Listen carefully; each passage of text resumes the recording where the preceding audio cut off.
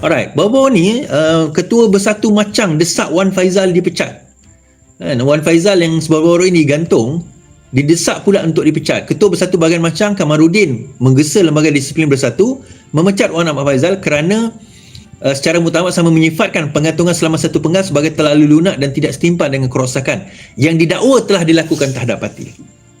Saya percaya di dalam Bersatu sekarang ini, desakan demi desakan juga telah dibawa kepada Presiden dan juga Setiausaha Agong. So Presiden Setiausaha Agong orang yang tim yang sama untuk memecat Hamzah Zainuddin. Tuan-tuan, kita dah tahu Saifuddin Abdullah telah pun dipecat daripada parti. Wan Saiful Wanjan telah pun dipecat daripada parti. Wan Ahmad Faizal telah digantung daripada parti. These are all ahli parlimen yang memegang dulu jawatan-jawatan penting antara pengasas kepada Parti Bersatu ini telah digantung, dan mereka juga adalah dikenali sebagai orang kanan Hamzah Zainuddin. So that's why baru-baru ni saya share bagaimana sinisnya Hamzah terhadap Muhyiddin Yassin.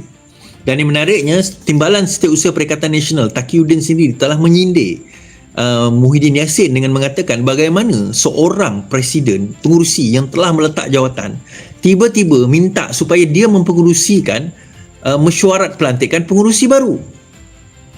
Kan, memang betul pun kalau dia dah meletak jawatan, macam mana dia boleh nak mengurusikan mesyuarat pelantikan baru? Kan, sepatutnya kalau di perkara itu dia sebagai, bila dia telah letak jawatan, maka dia tidak lagi berada di pimpinan, di barisan pimpinan Perikatan Nasional, dan dia tidak layak duduk di dalam kumpulan yang menentukan pengurusi yang baru. Kemudian bila PAS nak menamakan, mencalonkan diri, ada yang mengatakan, Marzuki antara yang mengatakan parti komponen tolak PAS pengurusi PN Marzuki disanggah. Tetapi Marzuki mengatakan bahawa sebenarnya thank you Asqalani. Marzuki mengatakan kenapa PAS tidak berani dan tidak mahu menamakan calon pengurusi mereka, kerana dua daripada 4 termasuk Bersatu lah, iaitu MIPP dan Gerakan tidak mahu pimpinan daripada PAS. So untuk nak jadi pengurusi ni tuan-tuan, dia kena ada majoriti. So dia ada 4 komponen di dalam Perikatan Nasional, iaitu kita tahu MIPP, kita tahu Gerakan, kita tahu Bersatu dan juga PAS. Hanya PAS yang nak mencadangkan. Bersatu abstain. Kalau Bersatu abstain, 2 menolak, so ada kemungkinan besar, maka tidak layaklah PAS untuk dinamakan sebagai pengurusi. Namun parti komponen PAS menolak, menyanggah Marzuki dan mengatakan PAS menegaskan kemelut kepimpinan PN hanya boleh diselesaikan melalui proses perlembagaan yang sah, termasuk keperluan melantik seorang pengurusi terlebih dahulu sebelum sebarang cadangan pindaan struktur atau perlembagaan dibincangkan. Betul lah. Sebelum nak bincang, nak buat majlis presiden, majlis eksekutif ke apa dan sewaktu dengannya, kena ada pengurusi dahulu. Pengurusi kena lantik dan kena decide, kena bawa di dalam mesyuarat, bukan main bludos dan langgar macam tu je. Kan, menurut Pengarah Jabatan Kajian Polisi Lajnah Penerangan Pusat Nurul Islam Muhammad Yusof menyangkal dakwaan bekas pegawai kanan Menteri Muhyiddin Yassin Marzuki bahawa kebuntuan pemimpin PN berpunca parti komponennya menolak PAS menjadi pengurusi gabungan itu. Marzuki bercakap tentang deadlock yang datang sebab kononnya MIPP dan Gerakan tolak PAS sebagai pengurusi PN. Katanya belum pernah dengar Presiden MIPP atau Gerakan sebut secara terbuka atau tertutup. So dia kata macam mana kita nak claim yang MIPP dengan Gerakan tolak sedangkan dia orang sendiri tak pernah cakap pun. Dia kata macam tu. Dia tak boleh cakap tuan-tuan. Dia orang pun tahu bahawa sebenarnya MIPP dengan Gerakan ni memang allergic dengan PAS. Tapi hakikatnya sebab mereka lebih, they have the common enemy. Enemy mereka adalah whatever lah, MIPP dengan PAS ni, dengan Gerakan ni mungkin musuh mereka di AP ke, PKR ke, MIC ke, MCA ke, doesn't matter lah. Tapi as long as your enemy is my enemy, you are my friend. Kan? Jadi dia tengok, oh tak apalah, yang penting kau pun benci DAP, aku pun benci DAP, tak apalah kita berjadi kawan. Walaupun sebenarnya aku tak suka pun kau. My enemies is my friend kan. So dia gunakan kaedah itu. Jadi di dalam Bersatu memang kita nampak, di dalam Perikatan Nasional kita nampak keadaan yang agak meruncing tersebut. Tapi yang menariknya tuan-tuan, sebagaimana yang saya sebutkan baru-baru ini. Ada 3 orang ahli PAS yang sebelum ini dikatakan telah dipecat kerana mengeluarkan SD, Statutory Declaration, akuan berkanun terhadap Menteri Besar Polis Cikgu Syukri. Dia telah menolak kepimpinan Cikgu Syukri sehingga dia hilang majoriti. So 5 daripada bersatu, 3 daripada PAS, maka beliau jatuh sebagai daripada menjadi Menteri Besar. Okey. Fine. So apa nasib kepada ketiga-tiga ni? So akhirnya kata Presiden, mereka telah digantung di dalam Majlis Presiden, mereka telah digantung dan bukan digantung, mereka akhirnya telah dipecat daripada parti. Sehingga keluar pendapat kalau sekiranya melanggar bai'ah maka tertalaklah isteri dan juga ataupun isteri-isterinya, kan. Perbahasan tentang sama ada tertalak, jatuh talak atau tidak. Dr. Asri pun kemukakan fatwa, pandangan dan sebagainya. So ramailah yang mengemukakan pandangan benda ni betul tak betul dan sebagainya, kan. Tiba-tiba hari ini menjadi satu persoalan balik apabila Majlis Syura Ulama mengumumkan bahawa Majlis Syura Ulama telah menerima rayuan ketiga-tiga adun PAS yang diberhentikan keahlian oleh parti terbabit pada 24 Disember. Mula-mula dia kata telah dibuang, maksudnya telah diberhentikan, therefore mereka telah dikira sebagai lompat parti, therefore hendaklah dikosongkan menurut speaker di dalam perlis. Kemudian speaker U-turn kata tak kosong. Bila speaker tak kosong, dia kata okey tak apalah, masih lagi dikatakan telah dibuang daripada parti. Baru-baru ni dilihat pula mereka bertiga ni datang jumpa dengan Mursyidul Am PAS dan juga Muhyiddin Yassin di program Muhyiddin Yassin. Jadi timbul pertanyaan, timbul tanda soalan. Pop rupanya telah diterima rayuan ketiga-tiga adun PAS Perlis ini.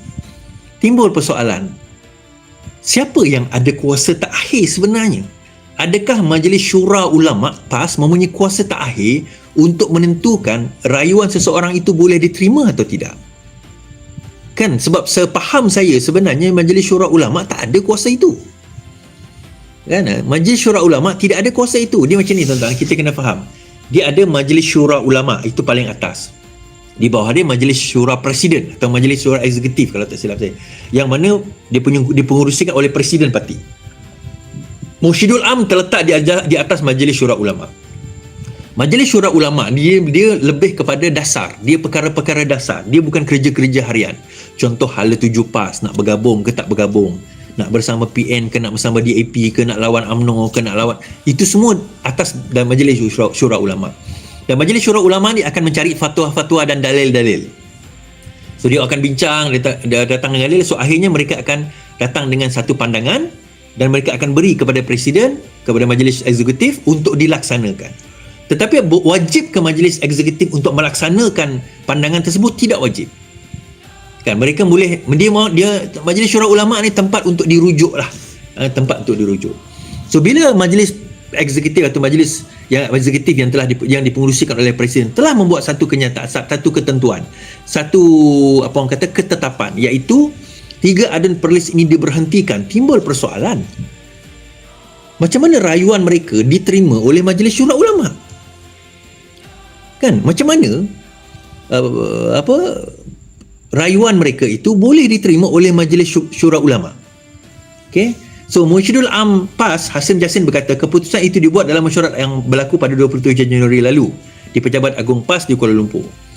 Adalah dimaklumkan Majlis Syura Ulama menerima rayuan yang dikemukakan oleh ketiga-tiga ahli PAS Perlis dan menyerahkan kepada PAS Pusat untuk tindakan lanjut. Okey, bagaimanapun kenyataan media Hashim yang dibuat naik ditarik balik kira-kira sejam kemudian sekaligus menimbulkan tanda tanya akan nasib ketiga-tiga adun terbabit. Hantaran tersebut kemudian muncul semula beberapa jam kemudian malah disertai dengan klip video Hashim. Sementara itu, Ketua Dewan Ulama PAS Pusat Ahmad Yahya tampil menjelaskan Majlis Syura Ulama menolak daripada membuat keputusan atas nama rayuan atas alasan ia di luar bidang kuasa badan tersebut. Macam saya kata tadilah. Kan, macam mana dia bukan bidang kuasa Majlis Syura Ulama untuk menentukan pasal hukuman atau rayuan dan sebagainya. Itu Majlis Eksekutif. Tiba-tiba Hasim Jassin mengumumkan, dia kata kita telah menerima rayuan tersebut. Kemudian dia kata kita akan hantar keputusan itu kepada Majlis Eksekutif untuk menentukan. Alright, sebenarnya tuan-tuan, what happened? Apa yang berlaku ni? Pertembungan di Perlis ini, macam saya kata, dia tak ada kena-mengena dengan kroni ataupun dengan kerabat di Raja Perlis. Tak ada kena-mengena sebenarnya. Yang disebut nama adalah kerabat di Raja Perlis. Kan? Yang dalam bersatu tu. Siapa tahu? Cuba tulis kan. Jadi sebenarnya tidak ada kena-mengena. Dia sebenarnya berkenaan dengan satu permohonan pandangan kepada Majlis Syura Ulama terhadap Cikgu Syukri ni. Kan, terhadap Cikgu Syukri ni. Jadi pandangan terhadap Cikgu Syukri ni, dia orang kata bahawa Cikgu Syukri, Menteri Besar Perlis ni telah menyanggah kemahuan dan kehendak pihak ulama di dalam PAS. Golongan ulama di dalam PAS. Dia telah menyanggah. Dan hari ini ada timbul satu audio apa orang kata, Sanusi dikatakan maki golongan ulama ni di dalam PAS. Tapi saya tak tahulah audio tu betul tak betul. Ini tersebar lah kan. Saya malas nak main benda tu kan. Tapi dengarlah, kedengaran lah mereka dia maki, dah lah bukan maki tapi macam dia agak tegas lah nada dia dengan sokol golongan-golongan ulama ni yang menganggap diri mereka suci dan sebagainya kan. So what happened is, kita kata ada sesuatu berlaku yang saya malah nak sebut kat sini lah what happened, tetapi benda itu tidak diambil endah oleh Cikgu Syukri, tidak diambil endah oleh Menteri Besar Perlis. Disebabkan tak diambil endah oleh Menteri Besar Perlis, menyebabkan apa yang berlaku tuan-tuan, 3 orang ahli Dewan Undangan PAS ini, Dewan Undangan Negeri PAS Perlis ini diberi arahan untuk menarik sokongan. So siapa yang bagi arahan? Dengar cerita Majlis Syura Ulama. Ataupun kalau tidak Majlis Syura Ulama pun, kepimpinan ulama minta mereka tarik sokongan. Kasih ajar sikit. Kata perkataan yang digunakan, kasih ajar sikit. Nak tunjuk jebon-jebon ni. Saya dah sebut lama dulu kan, jebon di Perlis, jebon di Terengganu, jebon di Kedah ni kan. Orang seperti Samsuri, Sanusi dan juga Cikgu Syukri, 3S ni. Yang dikatakan jebon-jebon di dalam PAS yang akan menjatuhkan dan mengenepikan golongan-golongan ulama ni. Jebon-jebon ini.